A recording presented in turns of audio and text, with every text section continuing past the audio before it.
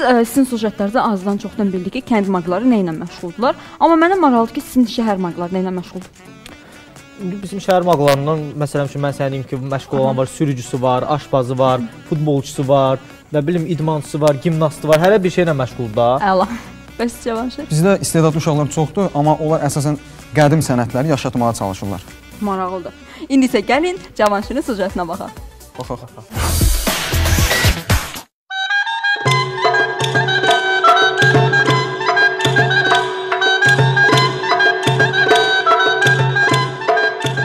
Haqqında söhbət açacağımız maq Tacəddin Zərgərdir.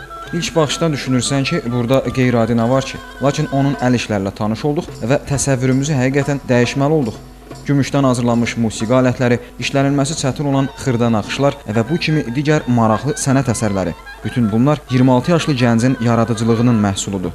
Mənim maraqlı bir çox əl işlərim var, bir çox kolleksionerlərin və xarici ölkə muzeylərində sərgilənir.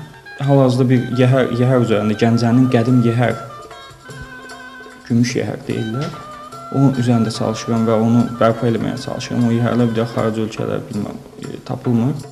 Tacəddin Gəncədə sənətkar ailəsində doğulub boya başa çatıb. Zərgəliyin sirlərini atasından öyrənib. Məqsədi Gəncənin özünə məxsus zərgəlik dəstə xəttini qoruyub saxlamaqdır. Zərgərlik metal işləmə sənətinin başlıca sahəsi hesab olunur. Zinət istehsal edən zərgərlik sənəti sırf şəhər sənətkarlığıdır. Ümumiyyətlə zərgərlər əsasən qızıl və gümüşdən bəzək əşyaları düzəldir, qiymətli metala forma verməklə möhtəşəm nümunələr yaratmağa çalışırlar. Ən çox istifadə olunan zinət əşyaları üzük, bilərzik, qolbağlar və boyunbağlardır.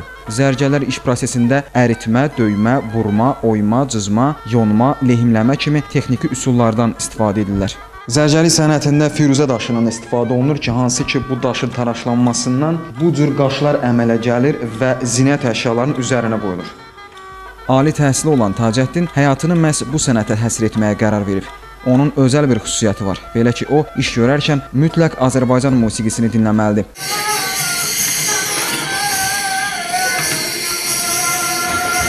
Özünün dediyinə görə milli musiqimizdə qeyri-adi qüvvə var və bu qüvvə ona maraqlı zərgəlik nümunələri yaratmağa ruhlandırır. Tacəddin deyir ki, zərgəliklə bağlı sifarişlər çox olsa da bu sənəti öyrənmək istəyən o qədər də çox deyil. Lakin maraq göstərənlərin arasında bacarıqlı gənclər də var.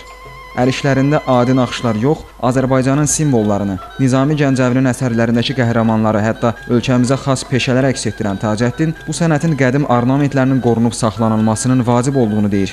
Çünki qədim naxışlar heç vaxt dəbdən düşmür. Əl işləri arasında musiqi alətlərinin çox olmasını isə Tacəddin belə izah edir. Mən balabanı işləməyimin səbəbi hal-hazırda ermənilər belə bir iddia ortaya sürürlər ki, balaban bizimdir. Və mən sübut eləmək istəyirəm ki, balaban bizim qədim mənəvi alətimizdir. Mən də bunu işlədim ki, sübut eləyim ki, belə bir mədəniyyəti olan ölkə heç vaxt işğalçı ola bilməz. Və burada Azərbaycan milliliyi və Gəncə sözü, Azərbaycan sözü yazılır. Və burada sədəfçilik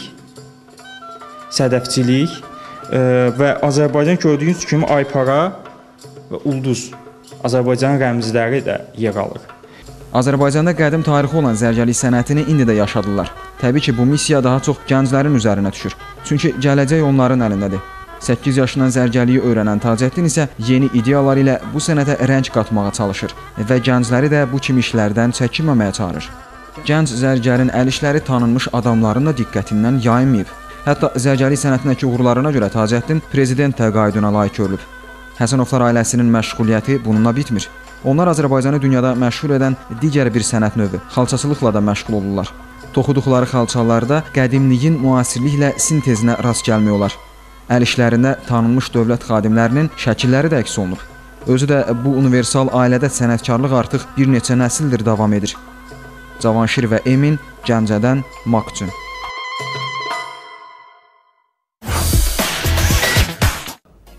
Çox gözəl sujeti, təbrik edirəm Cavanşir. Xüsusən də orada milli balabanımızı və qavalımızın əl işləməsi və ən əsasda qadın aksesuarların cətməsi çox gözəl. Siz qızlar da bir bəzək əşyası görən kimi ürəyiniz gedir vallahi.